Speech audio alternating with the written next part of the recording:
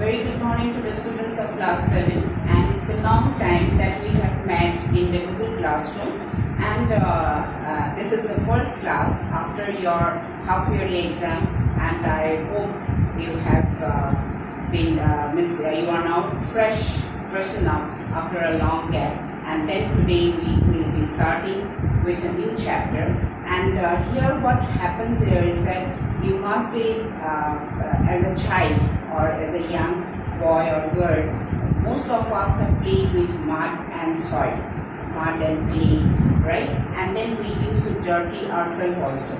And then this actually is a very important factor for the existence of the living organism, whether it is the human beings or the animals and plants, because it is over the soil that where the plants grow. Then from the plants we get food, then we build our homes, then we also, the human beings, we can stand on the soil, because without the soil, where we will stand, right? So then again we have animals, and animals also they survive over the soil. So soil is an important part of our existence, and that is why the chapter soil is very important as a part of your science, right? So here you have you know that the plants, they need soil to grow, and from the plants we get the food, right? We also get wood to build our homes. We also get shadow to cool down ourselves. So that is why the soil is very important. And then also, now when you are talking about soil, you must know that what are the components with which soil is being made up of.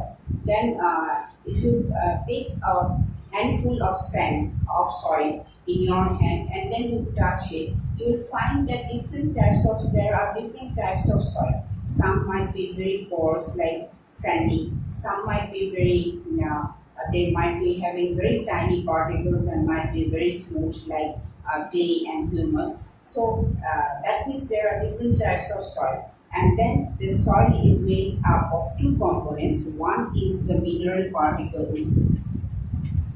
One is mineral particles. And then what are these mineral particles? You know what is minerals? Actually there are some tiny bits of minerals, and then they are being formed from the large rocks. These minerals, they include the salts of iron, calcium, then potassium, magnesium, and phosphorus. And these minerals are needed by plants so that they can grow.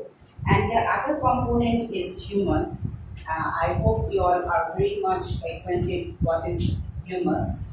Actually, this is a part of the soil, and this soil is actually, this humus is dark brown in color, and it gives the fertility, it increases the fertility of the soil. So like if a plant has to grow properly, then, or you are sowing some grains in the field, then what happens, the amount of humus would be there, because this dark brown color, it increases the growth of the plants, and that is why it consists of decaying remains of plants and animals. That is, when animals and plants they die, then what happens, due to the sun, rain, or they get decomposed with time, and then they get mixed up with the soil. And that is actually, there are varieties of dead and decaying organisms, and this contribute to the formation of the humus. So this humus is being formed by the decaying particles of the dead animals and plants, right? So they get decomposed, and this is what is known as humus. So soil also contains air, and then water and living organism. So soil also contains water, air, and living organism. Now living organism means like what? the small insects and all, then outworm. So this also is a part of soil. So as we move ahead, you know that for the living organism, water and air is very essential, and then the dead animals and plants, they contribute to the formation of humus, as I told you, and this makes the soil very fertile because the dead part of the animals, they or the plants, they contribute to increase the fertility of the soil. Of course, there is now like outworm, it is a living organism which actually tells us, which is being told that outworm is the what? It is the friend of the farmer, right? Why this called means the outworm, which is a living organism, is called the friend of the farmer? Because of one thing is that it increases the fertility of the soil, because the outworm can go get deep inside the soil, and when they get deep inside the soil, what happens? The lower part of the soil gets, as the outworm comes up, the lower part of the soil is also being taken out. So that what happens, it actually, like if you take a spade and then you till the soil, then what happens? Why do we do so? So that the lower part of the soil, which is more fertile and it contains a large amount of humus, can come up and get to the topsoil, and then it increases the fertility of the soil. So that is why this outworm also, it like also the millipede, then also centipedes, ants and fungi and bacteria, and then this outworm, they are known as I told you, it is known as the friend of the farmer. Why? Because they improve the texture of the soil and the lower part of the soil. Like when they go inside the soil, then what happens? The lower part of the soil is being taken up to the topsoil, and that increases the fertility of the soil. So bacteria and fungi in the soil, they feed on the dead remains of the plants and animals, and they help to form the humus. And these bacteria, they convert nitrogen of the air into nitrogenous compound. And as you know that the fertility of the soil increases as we increase the amount of nitrogen in the soil. So that is why this is known as the fixing of nitrogen. That is what it is known as, fixing of nitrogen. That means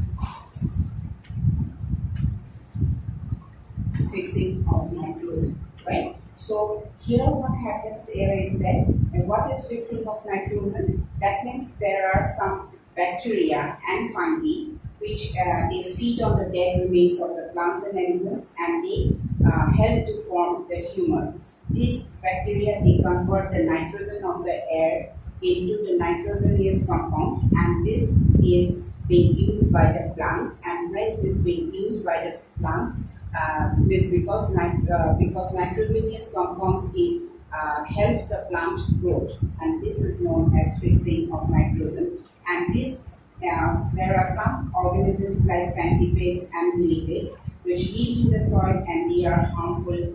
They are actually harmful as they destroy the roots of the plants, because they eat up the roots of the plants. So when they eat up the roots of the plants, then what will happen?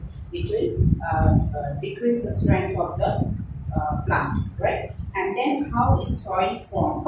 How is soil formed? Now, when we were talking about the formation of soil, you have to know, when you are talking about the soil, then you should know how it is being formed.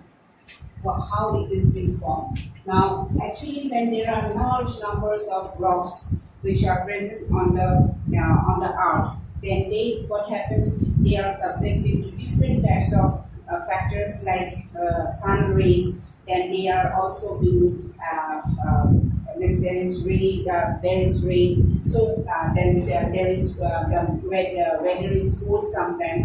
So there is fluctuation of temperature, and then what happens? These rocks, they are subjected to this type of factors. Then they break up. So that is known as weathering, and That is known as weathering of rocks.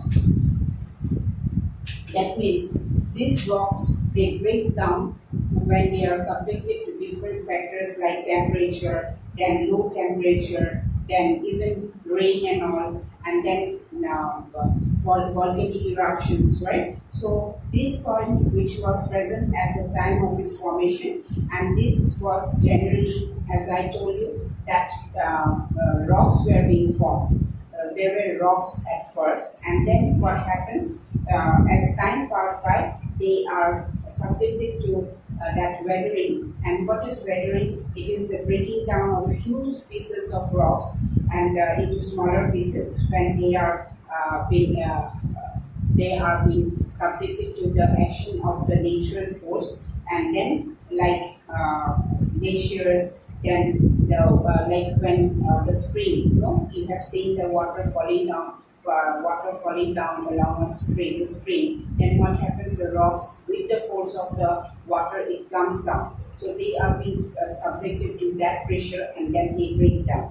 And this means what are the factors which helps in the weathering of rocks are as like the role of water in the weathering of rocks, as I told you, when the glaciers or when the spring, they bring the water fall down, then the rocks, they break down, and then it leads to the formation of soil. Next one is that the broken piece, they roll down by the force of the flowing water and then or wind, and as they bounce each other, then they break down. Then next one is that the roots of the trees, they go through the rocks and exert great pressure on the rocks, like they spread out. The bigger rocks, they spread out, the bigger roots of the plants, they spread out, and then they exert the pressure on the rocks. And then even the variation of the temperature in day and night temperature, that also leads to the weathering of rocks. And then it takes hundreds of years to produce a few centimeters of soil. So I'd like to end over here, and then we will have further discussion. Of course, it will be an offline class, and we will meet again, meet in the school. So till that time, have a good time ahead. Thank you very much.